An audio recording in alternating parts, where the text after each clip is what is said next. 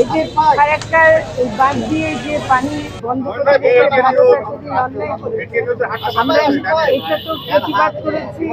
এখন আমরা অন্তর্বর্তীকালীন সরকার এসে আমরা মনে করি জনগণের এই যে একটা দাবি এবং ন্যায্য দাবি, যেটার জন্য মৌলানা ভাসানী তার এরকম 90 বছর বয়সে ফারাক্কা মার্চ করেছিলেন আজকের এই দিনে, আমরা সেই হিসা আদায় করব। আমরা সেটার জন্য ভারতের সাথে তো আমরা চুক্তি আবার ইয়ে করছি, সাইন করব, এবং দরকার হলে যদি আমরা ঠিক মতো না পাই আমরা এটা আন্তর্জাতিকভাবে এটা নিয়ে যাব। এর আগে কোনো গ্যারান্টি ক্লজ ছিল না, এবার আপনাদের এগ্রিমেন্টে কি হবে?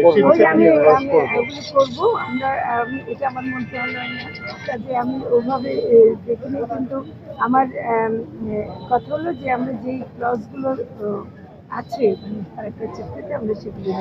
একটা গবেষণা আমরা দেখেছি যে ৬,০০০ কোটি টাকা মতন দেশের একটা এ পর্যন্ত ক্ষতি হয়েছে। এ ব্যাপারে আপনাদের পরবর্তী পদক্ষেপ নিতে পারেন? ৬,০০০ কোটি আপনি সেই হিসেবে কমই বলছেন। ৬ কোটি মানুষ, হ্যাঁ ৬ কোটি মানুষ সরাসরি, কিন্তু পরোক্ষভাবে অনেক, এবং এটা জীবন জীবিকা মানুষের, মানে খাদ্য, মাছ, জলজ প্রাণী সবকিছু ধ্বংস হয়ে গেছে। পানি শুকিয়ে গেছে, পানিতে মানে কারবালা তৈরি হয়েছে। ফারাক্কা এদেশে কারবালা তৈরি করেছে। কাজে এই অন্যায়ের বিচার চাই আমরা, এবং আমাদের ন্যায্য হিসাব আমরা মানে ন্যায্য হিসাব ব্যাপারে আপনারা ভারতকে আসলে কি ধরনের মানে প্রস্তাবনা করছেন?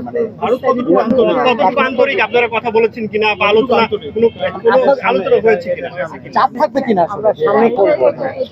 এটা থাকবে, এটা আমি বলতে পারি। অন্তর্বর্তীকালীন সরকার হিসেবে আমরা এটা চাপ সৃষ্টি করব, এটা চাপ থাকবে, এবং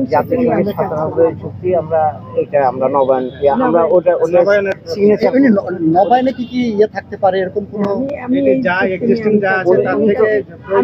সংশ্লিষ্ট মন্ত্রণালয় ছাড়াই প্রশ্ন করাটাও আমি এটা বলতে চাই। আমরা